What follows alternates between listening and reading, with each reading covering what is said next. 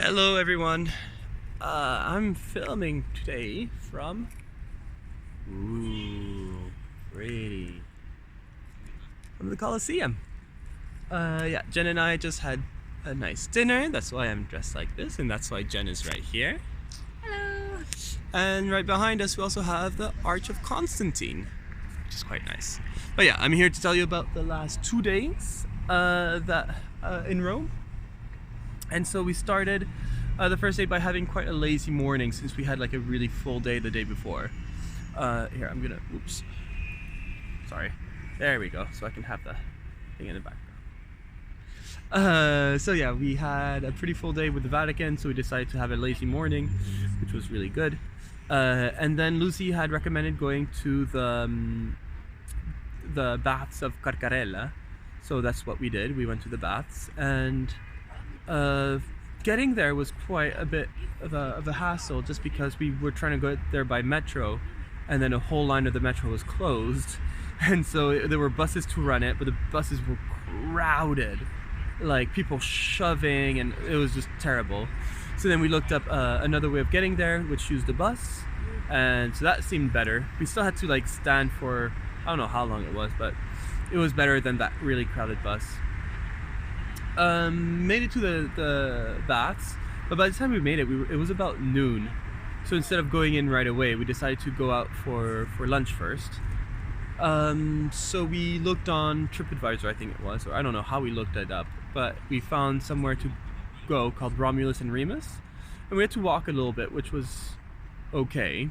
We finally made it, and then it was in a very residential place, but not sort of high-end residential. It was kind of like just your average residential area, neighborhood, but which was kind of nice because, I mean, I guess this is, here, I'll go with this background for now, because yeah, it was just like more of, I guess, an authentic, like how Italians, or I guess how Romans would eat on the sort of everyday basis.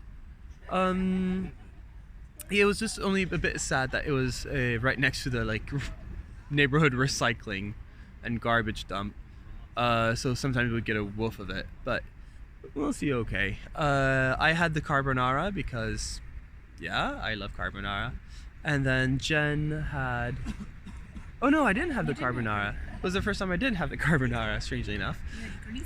I had Gricia or Gricia or something like that, and then Jen had Alta Mariva or something like that. Tomato sauce.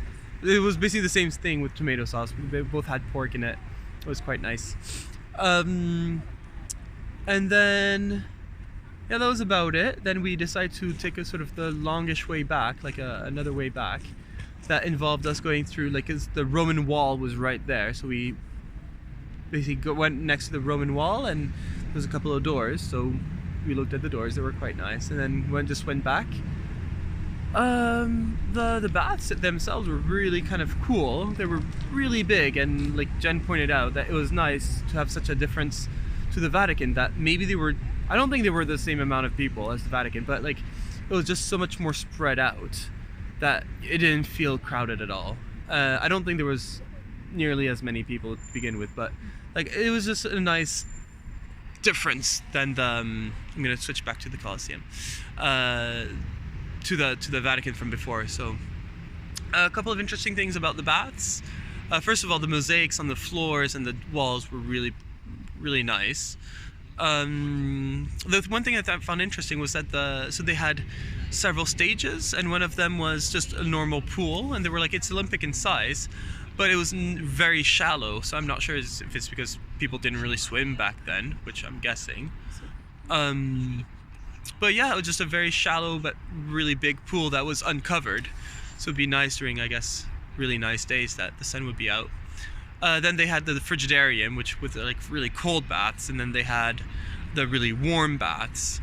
And the little like sort of not great point there was that like the baths were warmed by the slaves down below that were like heating it up with wood and fires. We didn't get to see that part. I don't know. It was closed off. I'm not sure if you can visit it, but there were stairs leading down, but they were closed, so we didn't really bother, and we didn't really try. I'm gonna switch back over here. My arm's getting tired.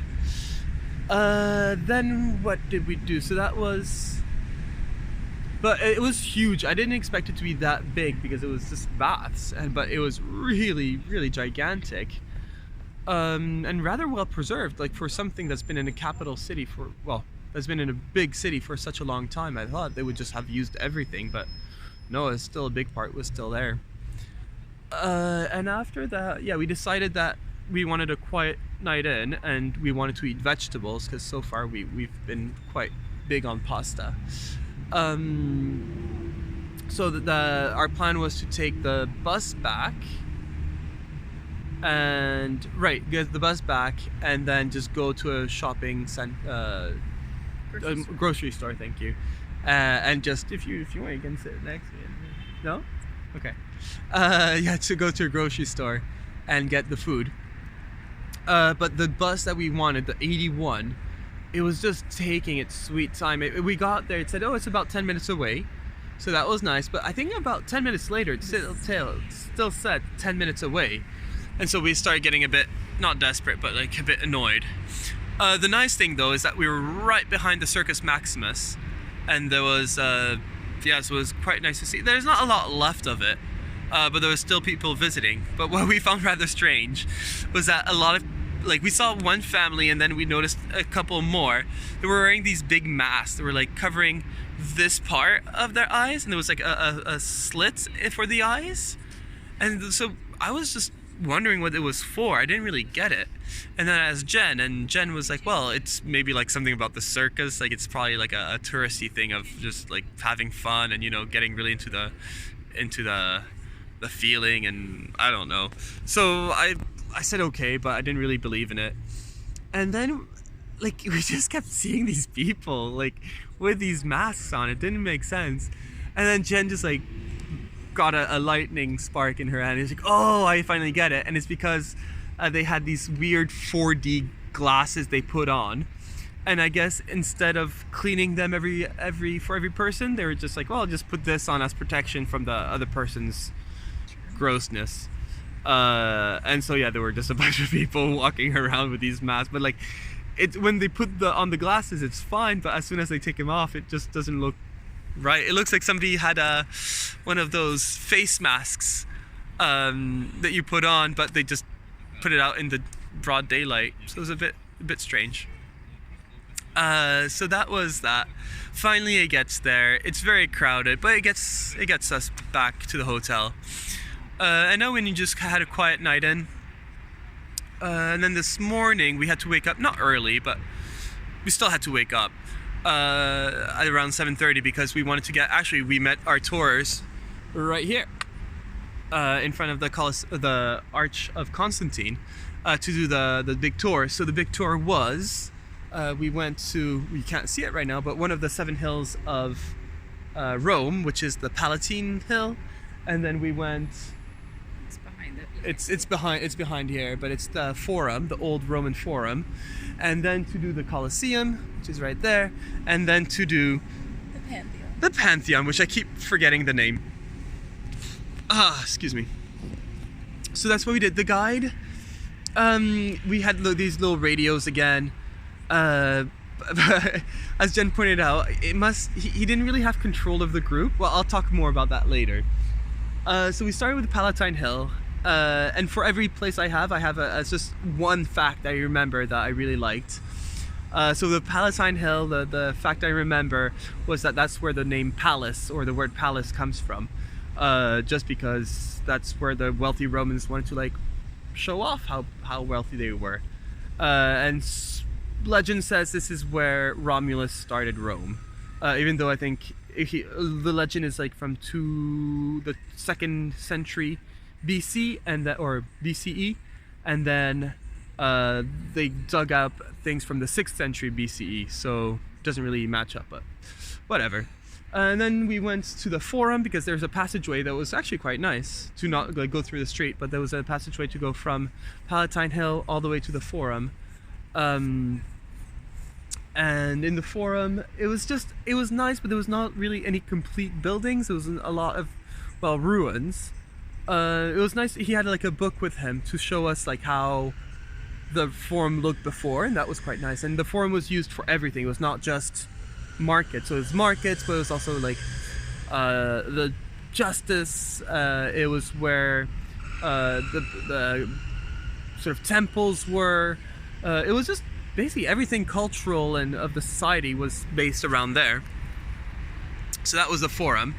And my fun fact for the forum is that it's where when Julius Caesar was reigning, he figured out that it was getting too small for the big city that Rome was becoming, and so he made a new forum.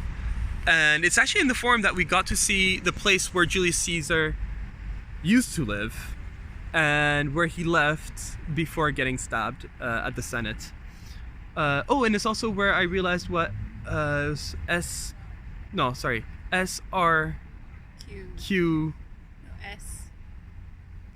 SPQR, there we go. We see SPQR everywhere, and that's where the guide told us what it meant. But yeah, so this is, I guess, a good point. What the guide had no control over us. The radio started making some weird background noises, like all the time. And so at some point somebody decided, no, we're not using these anymore. And so it's true, there was annoying. I would have kept it on, like I really didn't mind, like it was just a little bit annoying, but that's it. But yeah, somebody was like, no, I'm not doing this, it's really annoying, I'm not. So they took it off and just gave it back to him. And so he was like, oh, okay. So he like started collecting them again. And so then he had to do a proper tour, but he was not used to it. Like he was used to sort of speaking to his microphone and not having to really like turn around and make eye contact with people. So a lot of times it was just a bit weird because he'd just be speaking to one person and you're like, no, like you have to talk to, anyway. And then at some point one of the ladies was just like, I need to go to the bathroom. And so just went to the bathroom. And so we just improvised to stop there. We're like, okay, we're gonna stop here for 50, like we told him we were gonna stop there for 15 minutes to go to the bathroom. Like he didn't tell us. And then I think that the part where like, yeah, he's lost the control of the group totally, is when the ladies was like, hey, we're not gonna have enough time to see the Colosseum because like you're taking a lot of time. We need to get going. And it's like, oh, okay, well, I wanted to take you to the middle of the forum. And she's like, I don't know about that. And he just kept on going. So yeah, he kind of lost us there. Then we went, so that was the forum. Then we went to the Colosseum. And the thing about the Colosseum is that today is like a national culture day or something. So everything is free, which means that it was a crazy, crazy busy line to get to the Colosseum. Like he even seemed like, I know it's always busy, but he seemed surprised by how busy the line was. So we probably waited 15 minutes in the line, which was really nothing compared to what other people must have waited. But since we were a group and we had prepaid and everything. Finally made it to the Colosseum, and we see inside, and inside is not that pretty. I was not really impressed by inside. Well, I was impressed by its grandeur, but I was not impressed by how it's done, just because there's a lot of remodeling and it's being remade, so it's not really pretty. But it was kind of interesting to see like behind the scenes, so like under the arena you could see all the tunnels and things where like 200 slaves worked, and then you could see some of the stands and some of the, like on the other side, so not this side but on the other side, it's like the walls are almost to their original height, and so that was kind of interesting. And my fun fact for the Colosseum was that they had, a bit like in stadiums, there's like doors where everybody comes out, and since it looked like big open mouths with things coming out of it, they called it the vomitorium, and then vomitoria for several. So yeah, that was I thought that was quite interesting. And yeah, and they were like, yeah, gladiators were a thing and everything, but really at the beginning of the games, like it was mostly wild animals in the arena just going at it and then people hunting them, and that was sort of the entertainment, which was rather sad. But that was it for the Colosseum. It's a lot nicer out from the outside, I think, than from the inside. And yeah, you kind of sort of see it that part of it is like redone and part of it is left original. And I don't really like the redone part. It's just, it looks modern. Like, well, it doesn't look modern, but it doesn't look authentic. So that was the Colosseum. And then finally we went over to Piazza Venezia, and where there was like this big monument, and it was like a monument to like celebrate, I guess, the like a national monument for like the fallen soldiers and everything. But as we walked by, they had closed down a whole road because it was Sunday, and there was a big ping pong event going on, table tennis event, and with like break dancers and like gymnasts, and it was just very random combination of things. But we walked by, and it was quite entertaining. But then we went by this big monument by Piazza Venezia, and he kept telling us, he's like, this is not a fascist monument. It looks like it, but it's not a fascist monument. And he kept repeating it. So we're like, okay, it's not fascist, we believe you. And he told us, like, yeah, there's a statue of the first Italian king, Victor Emmanuel II, and then there's the unknown soldier. And then he's like, but in front of it, in this building there, that's kind of fascist, because that's where Mussolini would do his speeches and everything. If you see some of his speeches, this is where he declared war on France and England. And this is where he declared at night, he declared the rebirth of the Roman Empire or Italian Empire or something like that. And so we're like, oh, okay. And then we finally made it to the Pantheon. This was supposed to be a 3-hour tour, and I think it was like going on for like 3.5 to 4 hours by this point. And so we didn't even enter the Pantheon. I think it's free to go in, so I might go in tomorrow. But yeah, the Pantheon is where they kept all the old gods, and people could sort of like celebrate there or like worship there. But then the Christian church took it over, and now it is a church, but it's also a bit like the Pantheon in Paris, where you get to, like, really important people get buried there. So Victor Emmanuel, like the first Italian king, is buried there, and I think he mentioned Raphael was buried there as well, but I'm not too sure. And that was my fun fact, by the way, I slipped it in there. But yeah, the first Italian king is buried in the Pantheon. Yeah, you have to be careful with those. Oh, fun fact about the monument there, the non-fascist monument, is that like the Italians, they don't like it. Well, some Italians don't like it, but one of the reasons is that they had to get rid of a bunch of ruins, of Roman era ruins, to make place for it. And then the second thing is that they, it looks like, apparently from above, it looks like a typewriter and a bit like a cake. And so that's what they nickname it, without really, not really liking it. And after that, we were pretty pooped. So we went to eat, and we were looking, so it was a very touristy area. But we found this place. We were kind of looking around and not really sure where to go. And then this guy sort of convinced us. He's like, no, here it's really good, here it's really good. So we're like, okay, whatever, the prices look decent. So we went, and yeah, they gave us a glass of Prosecco at the beginning. We had our meal, so I had carbonara. That's when I had carbonara. And Jen had tortellini, but with like fungi and sausage, which was actually quite nice. And then at the end of the meal, they gave us limoncello to sip on. And so that was quite fun. That was quite nice of them. And then we just made it home and went for a nap. That was because it was quite a tiring morning, and it was really nice out. So like lots of sun. I'm actually quite surprised I didn't really get sunburned much.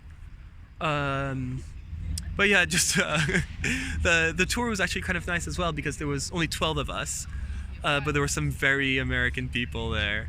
There was this couple that kind of made us, like, the man had no neck, like he was really, really buff but had no neck, and he owned a pizza chain in the US. They're from South Carolina. Like, we didn't really talk to them, but we heard everything about them. At some point in the tour, he goes to the guide and says, hey, is there a bookstore close by so I could get some OJ? And like the tour guide is not super fluent in English. Like he was able to talk to us in English, but like, so he was like, what? And he's like, orange juice. Because he's like, what? Bookstore, orange juice. And he's like, no, we're not stopping for orange juice anywhere. And and yeah, there were these two ladies. I think they were just there for pictures. Like they didn't really care about what was being said. I don't know, it was a strange group of people, but it was kind of fun. Yeah, that couple, and they got married in Las Vegas. And what else about them? There was something else that like we heard, and we were like, that okay. No? Anyway. But yeah, just interesting people in the group. Anything else about the tour guide or anything? No, No. you've already talked about how he lost. Yeah. Oh, actually, but when we were walking along that road, we managed to ask him like what he thought about living in Rome. And he's like, oh, well, there's some bad things about living in Rome. So we were like, well, we can see all the good things. Like, he said some of the good things, of course. But then we're like, what are the bad things? And he's like, oh, man, like the traffic is crazy. And transportation is bad as well. Like, and we're like, yeah, we can sort of see that with our experience. Like, the buses are just overloaded. But no, that was an interesting thing. So yeah, we went back to the hotel, had some rest. And then we decided to have a nice dinner. And we wanted to be close to the Colosseum so we can see it at night. Because I have never seen it at night. And I won't get the chance to tomorrow. So we went to a place and it was called, what was it called? Something with numbers. Yeah, it was something 1930. And as we went in, he saw my reservation, which was Olivier. And he automatically started talking to me in French. So I was like, okay, so I spoke to him in French as well. And so I think Jen understood what was going on, but couldn't really contribute to the conversation. And So he gave us French menus. oh right, so he gave us French menus, and then we so we did fine with the French menus. But yeah, then he realized that Jen really was more comfortable in English, so he was like, I'm so sorry, and it's like, okay, that's fine. But no, do you want to talk about what we had and what you thought of it? Hello.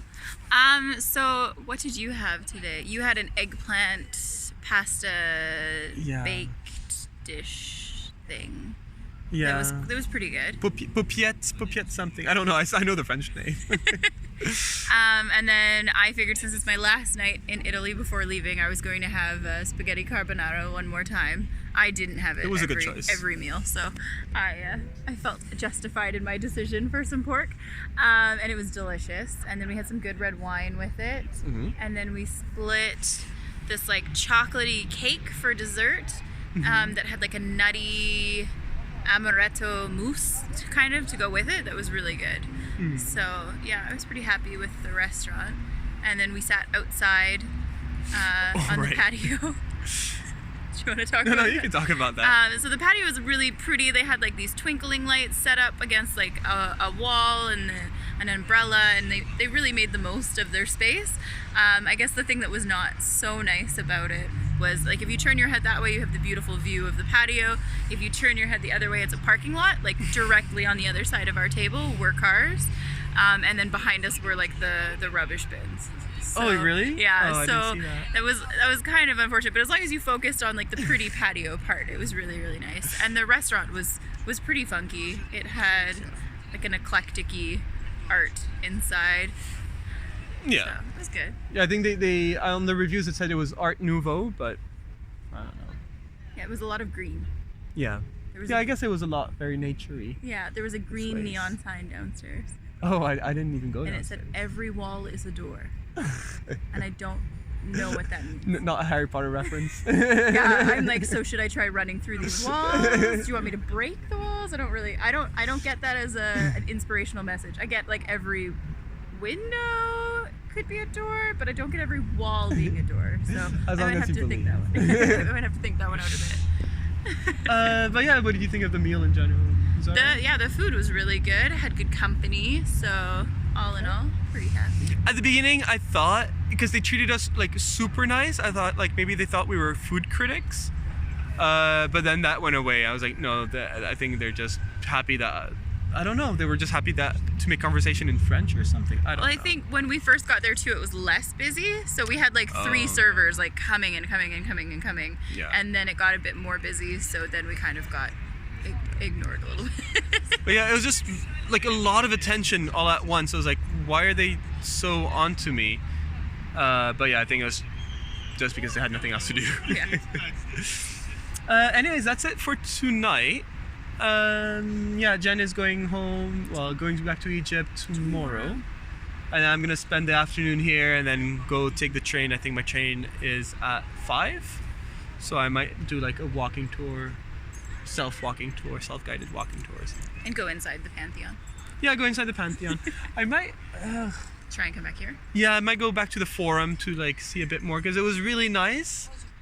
But like we I don't know how much we did. I don't think we did. I don't think we did very half. much. Yeah. So I'll see. Anyways, have a good night. Bye. Bye.